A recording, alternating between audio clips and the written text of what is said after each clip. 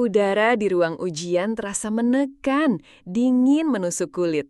Setiap detak jam dinding memperparah ketegangan yang menggantung di antara puluhan siswa. Bayu duduk di bangku paling belakang, mencoba fokus pada lembar soal di depannya. Pena di tangannya bergerak perlahan, seolah ragu memecah kesunyian yang mencekam. Matanya menelusuri setiap baris pertanyaan, berusaha mengumpulkan semua konsentrasi yang tersisa.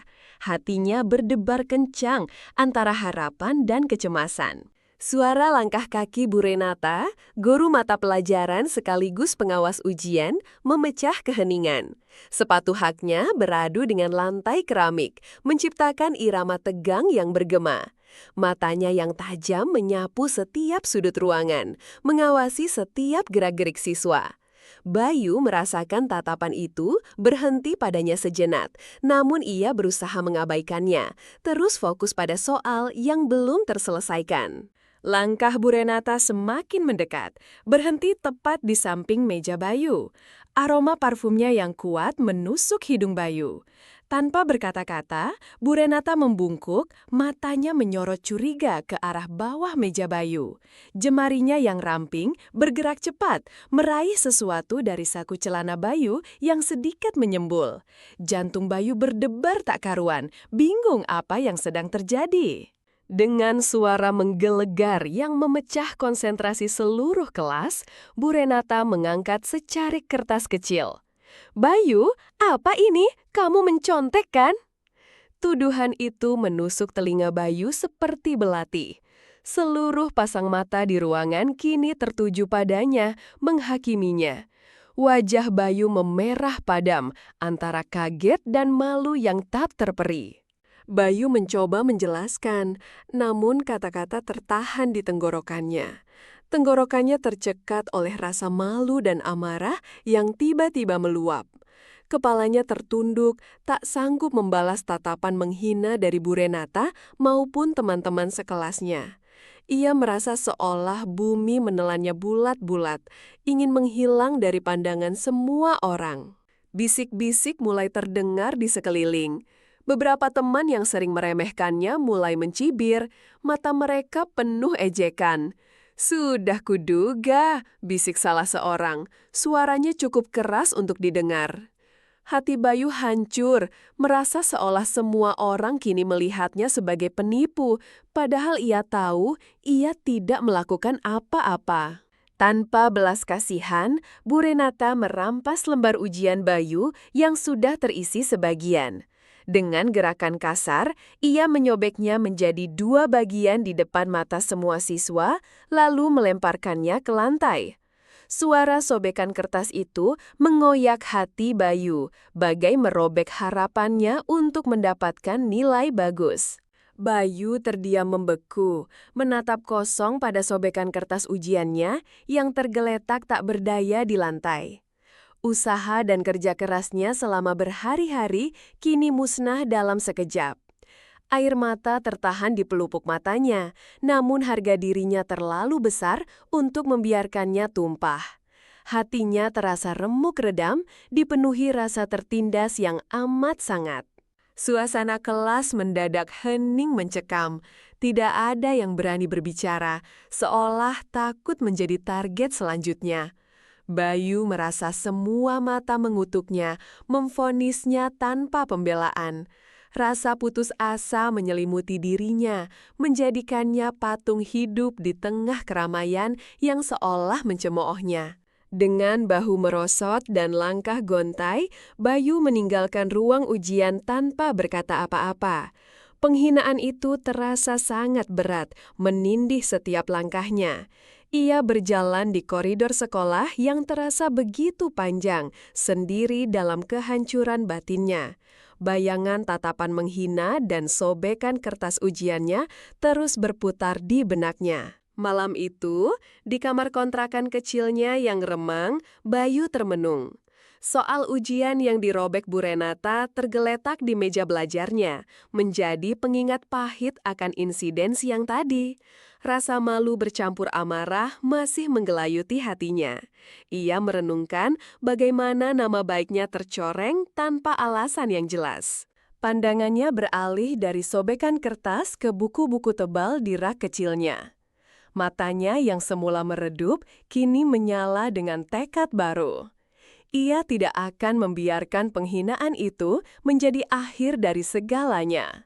Bayu berjanji pada dirinya sendiri akan memulihkan nama baiknya dengan caranya sendiri yang cerdas dan elegan. Bayu mulai menghabiskan sore dan malamnya di perpustakaan umum kota, bukan untuk mata pelajaran, melainkan untuk mencari buku-buku tentang hukum akademik dan etika pendidikan. Ia menelusuri peraturan sekolah yang jarang diperhatikan, mencari celah, dan mempelajari prosedur pengaduan yang benar. Setiap kata yang ia baca adalah senjata barunya. Ia menemukan bahwa prosedur pemeriksaan dugaan mencontek yang dilakukan Bu Renata tidak sesuai dengan pedoman sekolah. Ada langkah-langkah formal yang dilewati dan hak siswa untuk membela diri tidak diberikan. Bayu mencatat setiap detail, setiap pasal, setiap poin yang bisa menjadi bukti kuat. Diam-diam, Bayu mulai mengamati Bu Renata.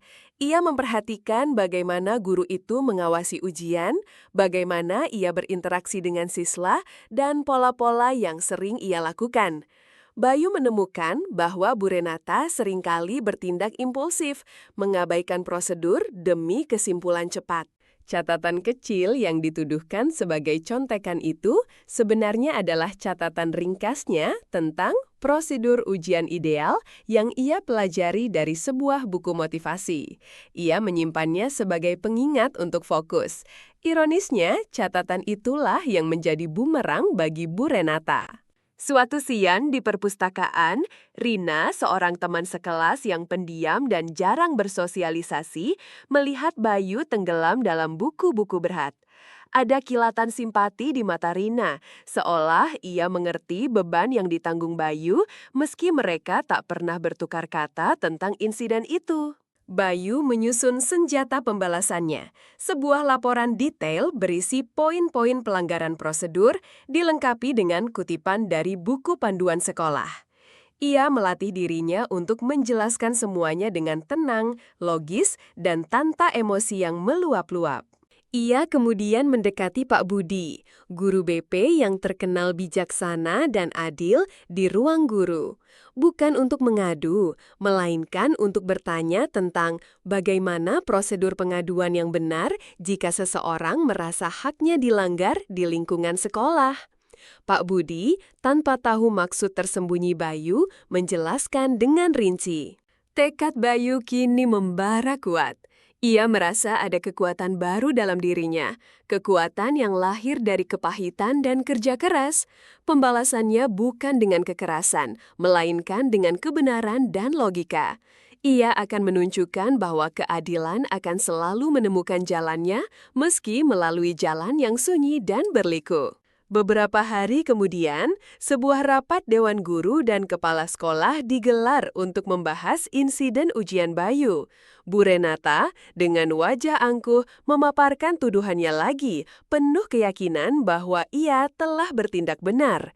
Atmosfer di ruangan itu terasa tegang, penuh prasangka buruk terhadap Bayu. Bayu dipanggil masuk ke ruangan. Berbeda dengan Bayu yang hancur di ruang ujian, kini ia melangkah masuk dengan tenang, sorot matanya tajam dan penuh percaya diri. Ia membawa sebuah berkas di tangannya, siap menghadapi Dewan Guru yang menatapnya dengan berbagai ekspresi. Dengan suara jelas dan terkontrol, Bayu mulai memaparkan kronologi kejadian dari sudut pandangnya. Ia tidak menuduh, melainkan menjelaskan fakta. Ia menunjuk pada prosedur yang seharusnya dilakukan oleh pengawas ujian dan bagaimana prosedur itu tidak dipenuhi oleh Bu Renata. Bayu kemudian menunjukkan bukti tak terbantahkan, salinan buku panduan sekolah yang berisi peraturan ujian dengan bagian-bagian krusial yang ia tanggai. Ia menjelaskan bahwa kertas kecil yang ditemukan Bu Renata adalah catatan pribadinya, bukan contekan, dan prosedur pemeriksaan yang terburu-buru adalah pelanggaran. Wajah Bu Renata yang semula angkuh kini memucat pasi. Tubuhnya sedikit gemetar, matanya gelisah mencari-cari alasan. Ia mencoba menyelah, namun kepala sekolah memintanya untuk mendengarkan Bayu hingga selesai. Argumen-argumen Bayu terlalu logis dan didukung bukti yang kuat. Kepala sekolah dan beberapa guru lainnya mulai saling pandang, mengangguk-angguk setuju dengan setiap poin yang disampaikan Bayu. Mereka menyadari bahwa tuduhan terhadap Bayu ternyata berakar pada kesalahan prosedur dan prasangka yang tidak beralasan. Kebenaran perlahan terungkap. Bayu menutup penjelasannya dengan kalimat yang menusuk. Saya datang bukan untuk menuntut hukuman, tapi untuk memulihkan nama baik saya. Keadilan harus ditegakkan, bahkan dalam hal sekecil apapun. Kata-kata itu menggema di ruangan, membuat Bu Renata semakin terpojok. Setelah berdiskusi singkat, kepala sekolah akhirnya membuat keputusan. Dengan tegas, ia menyatakan bahwa Bayu tidak bersalah dan bahwa insiden itu adalah akibat dari miskomunikasi serta pelanggaran prosedur. Permohonan maaf formal disampaikan kepada Bayu atas nama sekolah. Bayu meninggalkan ruangan dengan kepala tegak, senyum tipis tersungging di bibirnya. Beban berat yang selama ini menindih bahunya kini terangkat. Beberapa guru menatapnya dengan rasa hormat yang baru, kagum akan ketenangan dan kecerdasannya dalam menghadapi situasi sulit. Di koridor sekolah, Rina menunggunya. Gadis itu tersenyum tulus dan menepuk bahu Bayu dengan lembut. Bayu membalas senyumannya, merasa lega dan bangga. Martabatnya telah pulih, tidak melalui amarah, melainkan melalui kerja keras, ketekunan, dan kecerdasan yang selama ini tersembunyi. Keadilan terasa begitu manis.